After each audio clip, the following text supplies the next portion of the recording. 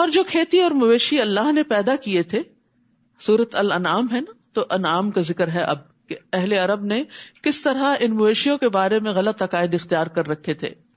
اور جو کھیتی اور مویشی اللہ نے پیدا کیے تھے، ان لوگوں نے ان چیزوں میں اللہ کے سوا دوسروں کا بھی حصہ مقرر کر دیا، یعنی غیر اللہ کے نام پر ان کو وقف کر دیا، اور اپنے گمان باطل سے یوں کہتے ہیں یہ حصہ تو اللہ کا ہے اور یہ ہمارے شریکوں کا ہے، یعنی کچھ فی سبیل اللہ اور کچھ بتوں کی نظر. اب جو حصہ ان کے شریکوں کا ہوتا یعنی بتوں کا ہوتا، وہ اللہ کے حصے میں شامل نہ ہو سکتا تھا، کیونکہ وہ ان کے اپنے درمیان تقسیم ہوتا تھا اور اللہ کے نام پر غریبوں میں تقسیم ہوتا. تو کبھی ایسا ہوتا کہ اللہ کے نام والے حصے میں کوئی کمی ہوتی تو وہ اس کو پورا نہیں کرتے تھے، لیکن اگر بتوں کے حصے میں کوئی کمی ہوتی، پیداوار ناقص ہوتی یا کوئی جانور مر جاتے، تو اس صورت میں اللہ کے حصے میں سے لے کے اس کمی کو پورا کر لیتے، یعنی غریبوں کا حصہ بھی اپنی طرف کھینچ لیتے. اور جو اللہ کا حصہ ہوتا وہ ان کے شریکوں کے حصے میں شامل ہو سکتا تھا. کتنا برا فیصلہ تھا جو وہ کرتے تھے.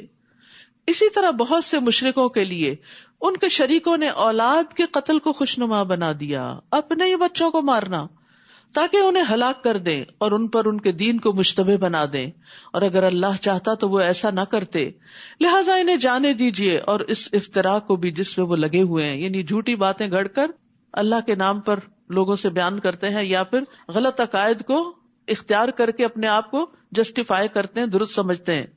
کہتے ہیں کہ اس قسم کے مویشی اور کھیتی ممنوع ہیں، یہ وقف ہیں، انہیں ان کے گمان کے مطابق وہی کھا سکتا ہے جسے وہ چاہیں، یعنی اللہ نے جو چیزیں سب کے لیے حلال کی وہ انہوں نے حرام کر دی اور حلال حرام کو اپنے ہاتھ میں لے لیا کہ جس کو ہم چاہیں گے دیں گے.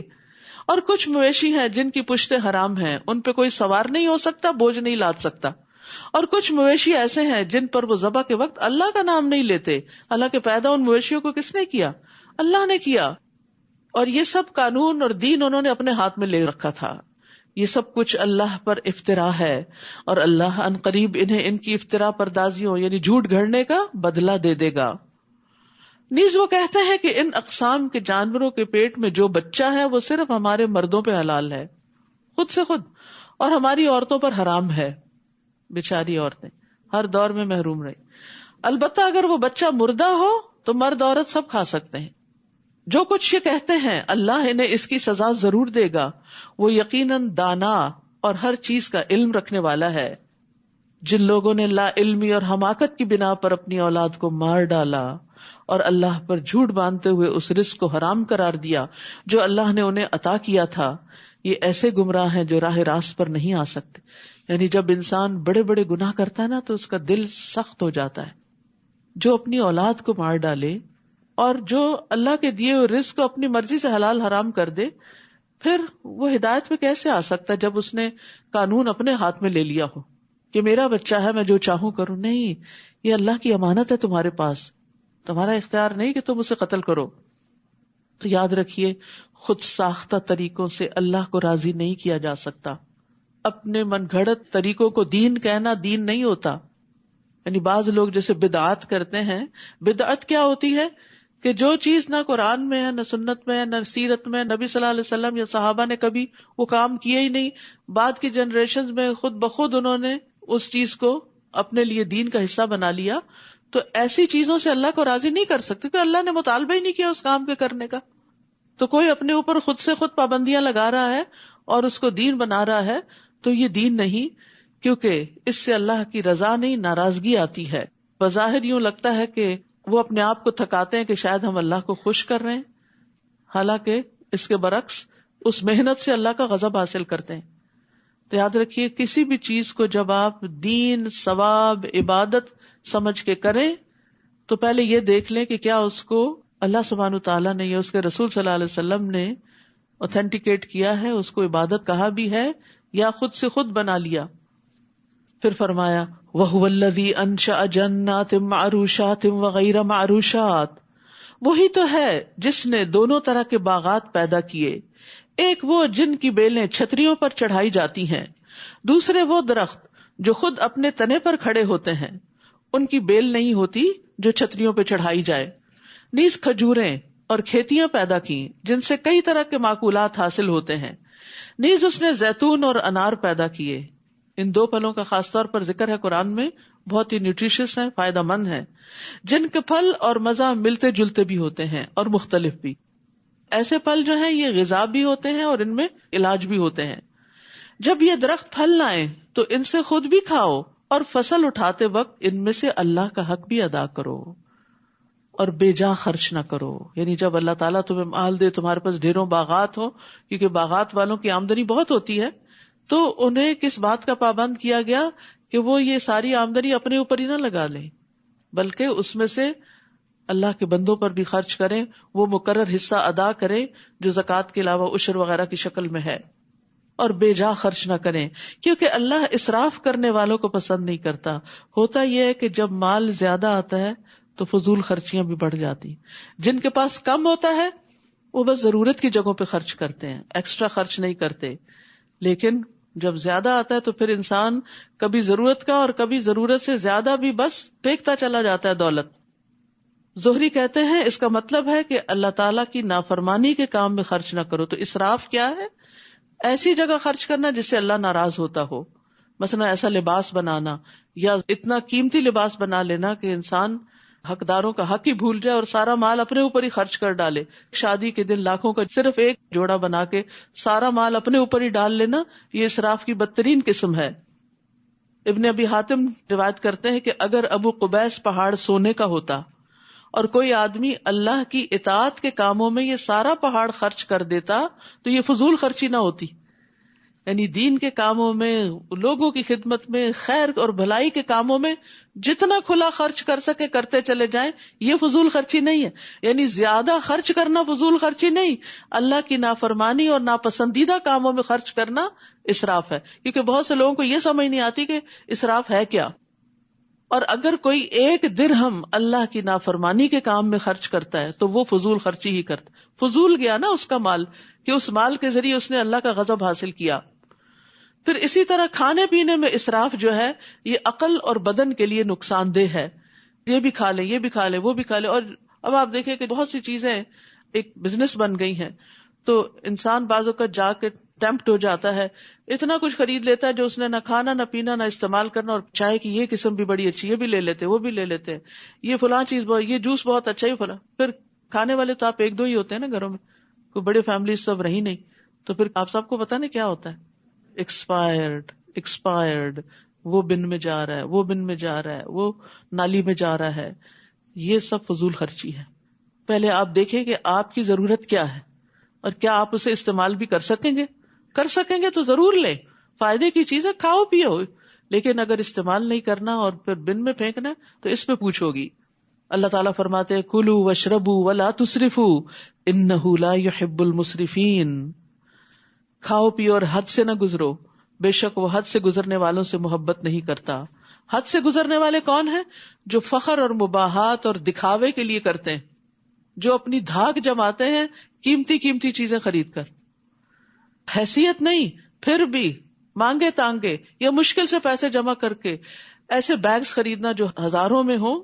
حالانکہ ایک معمولی کوالٹی کا بیگ جو ہے اس میں بھی انسان کی ضرورت پوری ہو سکتی، لیکن چونکہ وہ اسٹیٹس سمبل ہے اس لیے اس پہ خرچ کرنا اور کسی غریب مسکین کے ایک وقت کے کھانے کے لیے صدقہ دینے کو تیار نہ ہونا، یہ پھر اسراف میں آ جاتا ہے. ثمانیۃ ازواج، کل 8 جوڑے ہیں. عربی میں ازواج کا لفظ زوج کی جمع ہے، کپل کے لیے بھی استعمال ہوتا ہے اور کپل میں سے ہر ایک کے لیے الگ بھی استعمال ہوتا ہے. تو 8 جوڑے سے مراد 16 ٹوٹل نہیں ہے، 8 ہی ہیں. تو زوج الگ الگ اسپاؤس کے لیے بھی استعمال ہوتا ہے. بھیڑ کے 2، بکری کے 2، یعنی نر اور مادہ. آپ ان سے پوچھئے کیا اللہ نے دونوں نر حرام کیے ہیں یا دونوں مادائیں یا وہ بچے جو ان کے پیٹ میں ہوتے ہیں؟ اگر تم سچے ہو تو مجھے علم کی کوئی بات بتاؤ، کوئی دلیل دو. نیز اونٹ کی جنس سے 2 اور گائے کے 2 جوڑے ہیں. آپ ان سے پوچھئے کیا اللہ نے ان دونوں نر کو حرام کیا یا دونوں مادہ کو، یا ان بچوں کو جو ان ماداؤں کے پیٹ میں ہوتے ہیں؟ جب اللہ نے ایسا تاکیدی حکم دیا تھا تو کیا تم اس وقت موجود تھے؟ پھر اس شخص سے بڑھ کر ظالم اور کون ہے جو اللہ پر جھوٹ باندھے تاکہ لوگوں کو علم کے بغیر گمراہ کرتا پھرے. یہ بہت بڑے ظلم کی بات ہے، بہت بڑا جرم ہے کہ علم کے بغیر کسی کو کچھ بتانا. اگر کوئی آپ سے مسئلہ پوچھتا ہے، جی آپ کورس کر رہی ہیں, آپ دورہ قرآن میں جاتی ہیں, تو مجھے اس مسئلے کا جواب دیں.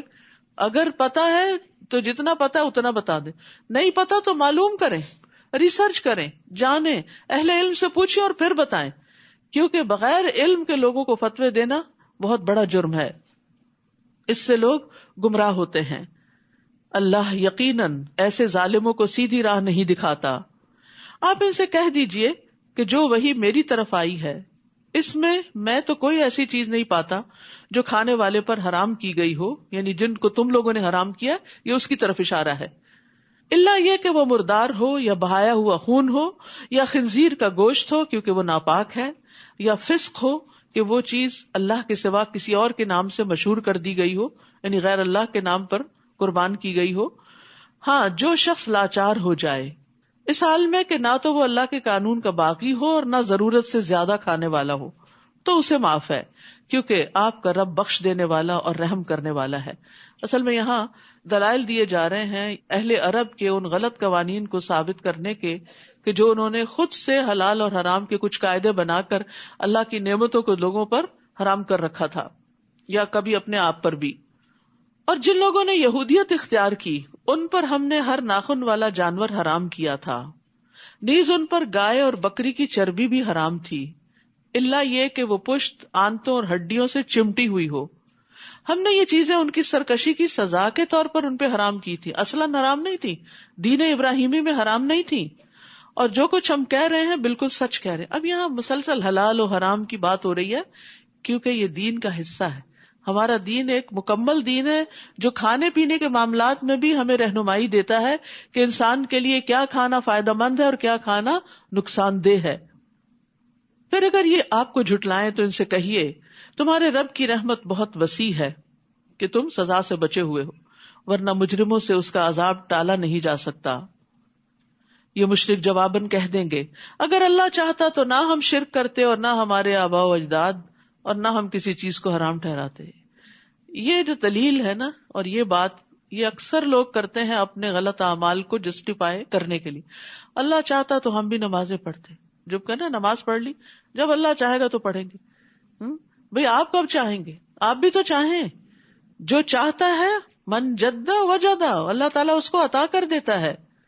لیکن جس کی اپنی نیت اور اپنا ارادہ ہی کھوٹا ہوتا ہے اور جو ہدایت کی طرف آنا نہیں چاہتا, تو اللہ سبحانہ وتعالیٰ کا یہ قانون نہیں کہ زبردستی لوگوں کو ہدایت کی طرف لائے.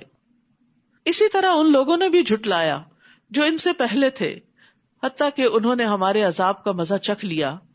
آپ ان سے کہیے کہ اگر تمہارے پاس کوئی علم کی بات ہے تو لاؤ ہمیں دکھاؤ, تم تو محض ظن کے پیچھے پڑے ہوئے ہو اور جو بات کرتے ہو بلا دلیل کرتے ہو. قل فللہ الحجۃ البالغہ فلو شاء لہداکم اجمعین. آپ ان سے کہیے کہ تمہارے ظن کے مقابلے میں اللہ کی حجت کامل ہے, اللہ کے دلائل مضبوط ہیں. اگر وہ چاہتا تو تم سب کو ہدایت دے دیتا, یعنی وہ زبردستی تمہیں ان دلائل کا قائل کر دیتا, لیکن یہ اس کا طریقہ نہیں. اس نے انسان کو آزادی رائے دے رکھی ہے, عقل دے رکھی ہے کہ انسان سوچ سمجھ کر اور ہدایت کی روشنی میں خود صحیح راستہ اختیار کرے. آپ ان سے کہیے اپنے وہ گواہ تو لاؤ جو یہ گواہی دیں کہ اللہ نے فی الواقع ان چیزوں کو حرام کیا ہے. پھر اگر وہ گواہی دے بھی دیں تو آپ ان کے ساتھ گواہی نہ دینا, نہ ہی ان لوگوں کی خواہشات کے پیچھے لگنا جو ہماری آیات کو جھٹلاتے ہیں اور جو آخرت پر ایمان نہیں رکھتے اور دوسروں کو اپنے رب کا ہمسر بناتے ہیں.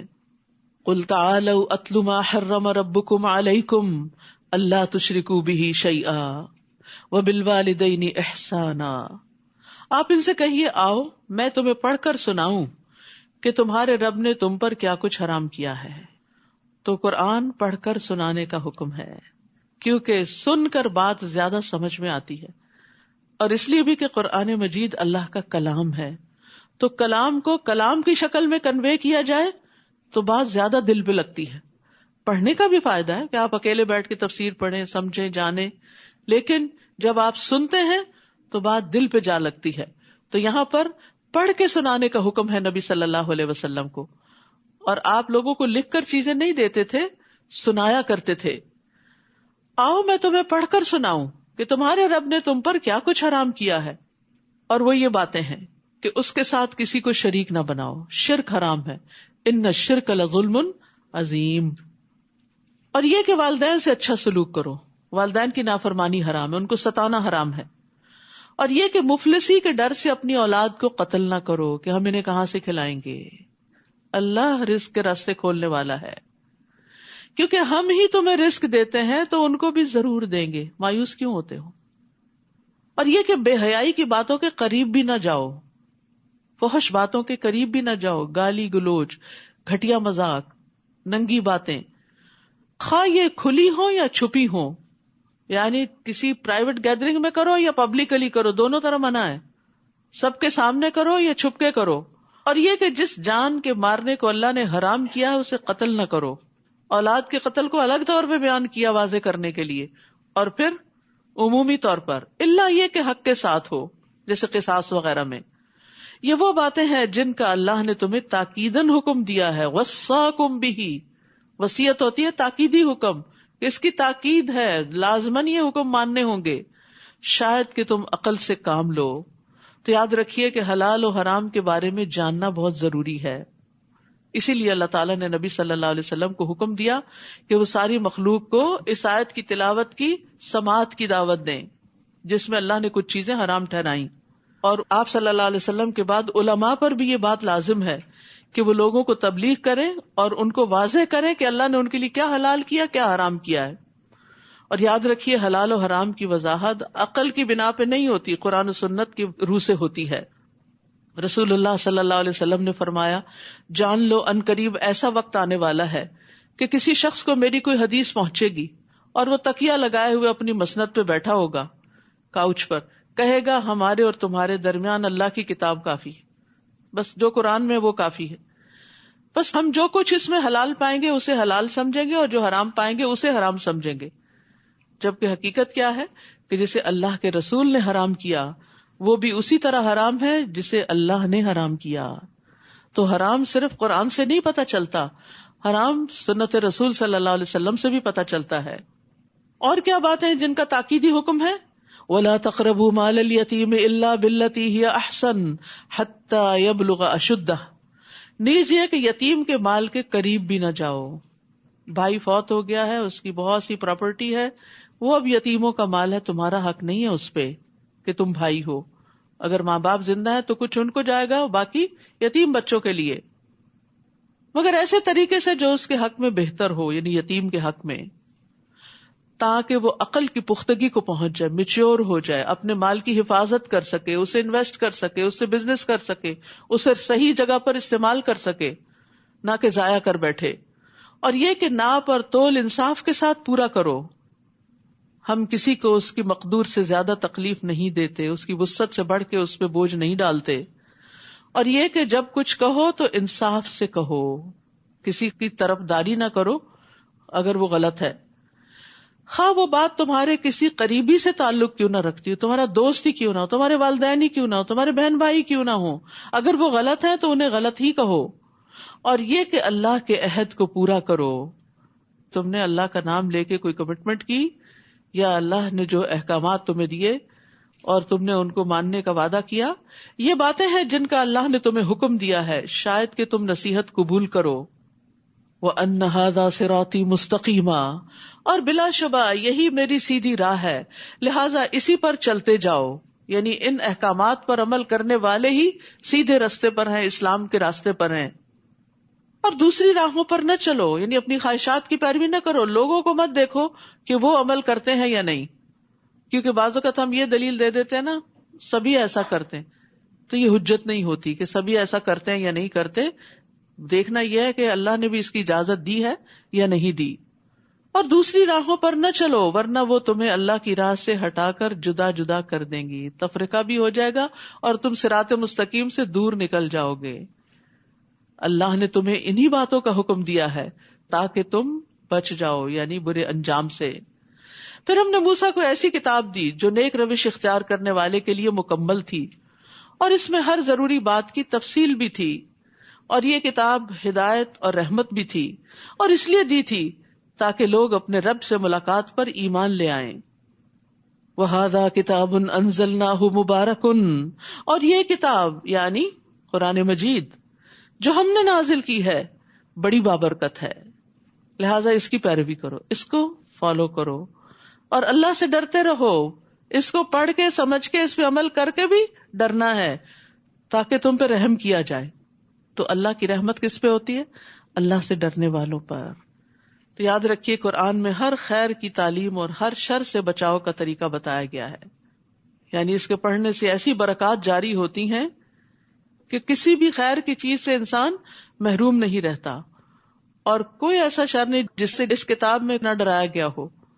تو اس لیے جب انسان اس کی پیروی کرتا ہے تو شر سے محفوظ ہو جاتا ہے. قرآن کی بدولت گھروں میں بھی برکتیں اترتی ہیں. ابو ہریرہ کہا کرتے تھے بے شک قرآن پڑھنے کی وجہ سے گھر اپنے رہنے والوں کے لیے کشادہ ہو جاتا ہے، یعنی دلوں میں وسعت آ جاتی، ایک دوسرے کو برداشت کرنے کی توفیق ہو جاتی ہے. اس میں فرشتے حاضر ہوتے ہیں، یعنی جب تلاوت کرتا ہے انسان، پڑھتا ہے، سمجھتا ہے، تو فرشتے آتے ہیں. شیاطین اس گھر کو چھوڑ دیتے ہیں کیونکہ ان کو یہ سب کچھ بہت برا لگتا ہے. اس گھر کی خیر و برکت بڑھ جاتی ہے. اور قرآن نہ پڑھنے کی وجہ سے گھر اپنے رہنے والوں کے لیے تنگ ہو جاتے ہیں، خواہ بڑے بڑے مینشنز ہی کیوں نہ ہوں. فرشتے اس کو چھوڑ دیتے ہیں، وہ کس چیز پہ آئے، کوئی نیکی کا کام تو ہو نہیں رہا. شیاطین اس میں بسیرا کر لیتے ہیں اور اس کی خیر و برکت کم ہو جاتی ہے. تو اکیلے مل بیٹھ کے گھر والے جیسے بھی ہو، تلاوت ہو، تفسیر ہو، پڑھنا، سننا، علم کی مجلس قائم کرنا، یعنی گھروں کے اندر خود بھی ہمسایوں کو اکٹھا کر کے، اپنے بلڈنگ والوں کو، اپنے آس پاس والوں کو، اپنے دوستوں کو، چاہے مل کے کھانا بھی کھا لیں لیکن کچھ قرآن کا حصہ بھی پڑھے، سمجھے، غور و فکر کرے. کیونکہ دعوتیں ہوتی ہیں لیکن ان میں صرف دنیا کی باتیں، کپڑوں کی باتیں، کھانوں کی ریسیپیز، بزنس کے طریقے شیئر کیے جاتے ہیں، لیکن آخرت کی بزنس کی بات نہیں ہوتی. تو اسی لیے پھر کیا ہوتا ہے کہ برکت نہیں ہوتی. تو اللہ کی رحمت اور برکت سمیٹنے کے لیے گھروں کے اندر قرآن کے پڑھنے پڑھانے کے سلسلے جاری کرنے چاہیے، چاہے once a week, once a month, once a year, جس طرح بھی ہو. خود ذاتی طور پہ تو روز ہی پڑھنا چاہیے، ڈیلی مطالعہ کا ایک حصہ ہونا چاہیے، لیکن سب کے ساتھ اکٹھے بیٹھ کر بھی ہونا چاہیے، کیونکہ جس مجلس میں اکٹھے بیٹھ کے ذکر کیا جاتا ہے اس کو فرشتے ناپ لیتے ہیں. ان تقولوا انما انزل الكتاب على طائفتين من قبلنا وان كنا عن دراستهم لغافلين. نہیں، اس لیے یہ کتاب نازل کی کہ تم یہ نہ کہہ سکو کہ کتاب تو ہم سے پہلے کے دو گروہوں یعنی یہود و نصارہ پر ہی اتاری گئی اور ہم تو ان کے پڑھنے پڑھانے سے بے خبر رہے، یعنی ہم ان کی کتابوں سے بے خبر تھے. یا یہ کہنے لگو کہ اگر کتاب ہم پر اتاری جاتی تو ہم یقیناً ان سے زیادہ ہدایت یافتہ ہوتے.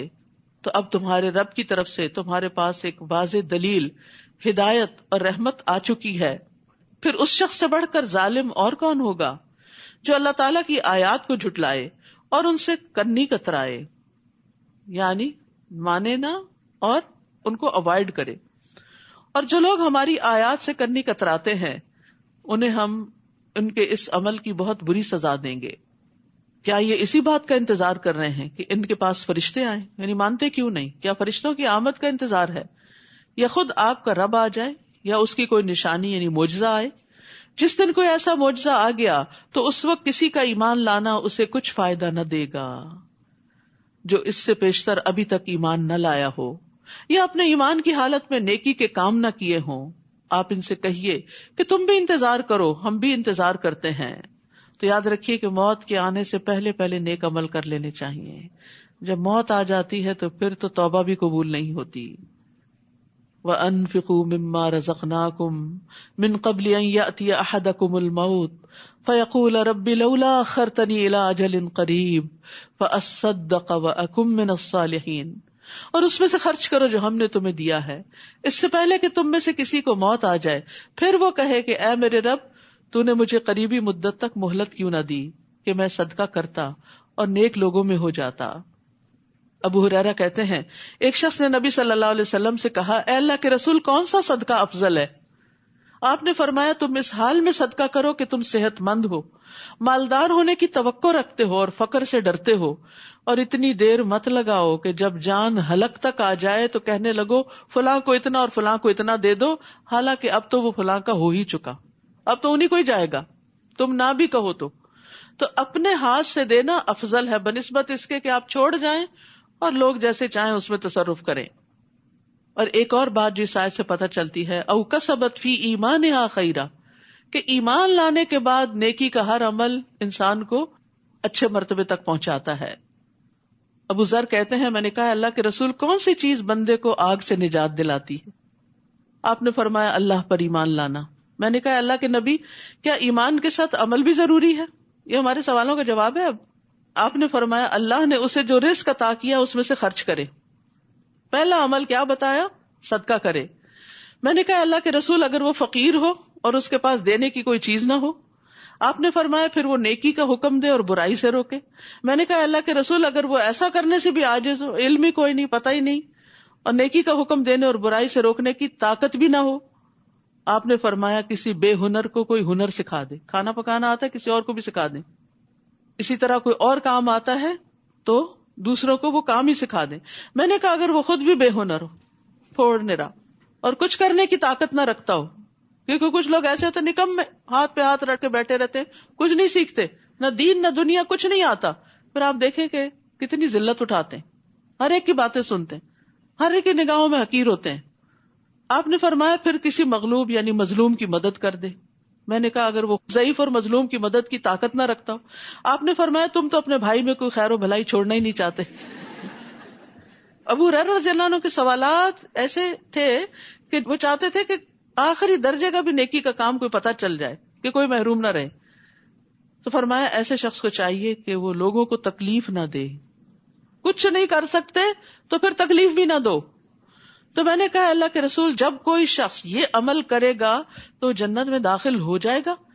آپ نے فرمایا جو بھی مسلمان ان خصلتوں میں سے کسی خصلت پہ عمل کرے گا وہ خصلت اس کا ہاتھ پکڑے گی حتیٰ کہ جنت میں داخل کرا دے گی. یعنی نیکی کے کسی نہ کسی کام میں ایکسپرٹ ہوں، آگے بڑھیں کہ وہ کام ریپیٹڈلی کرتے چلے جائیں حتیٰ کہ وہ آپ کی پہچان بن جائے. جب لوگ فوت ہوتے ہیں نا تو پھر جو گواہیاں آتی ہیں فلاں بڑا ہی سخی تھا، بڑے کھلے دل والا تھا، بڑی لوگوں کی مدد کرتا تھا. تو آپ سوچئے آپ کی اسپیشلٹی کیا ہے، آپ کس نام سے جانے جائیں گے. یہ نہیں کہ دکھاوا اور ریاکاری کے لیے کہ میں لوگوں میں مشہور ہو جاؤں، نہیں. کون سا کام ایسا ہے جو آپ دل لگا کے کرتے ہیں اور کرتے ہی رہتے ہیں، کوئی آپ کو اچھا کہے برا کہے، آپ نے اپنی زندگی کا اصول بنا لیا کہ میں نے یہ کرنا ہے.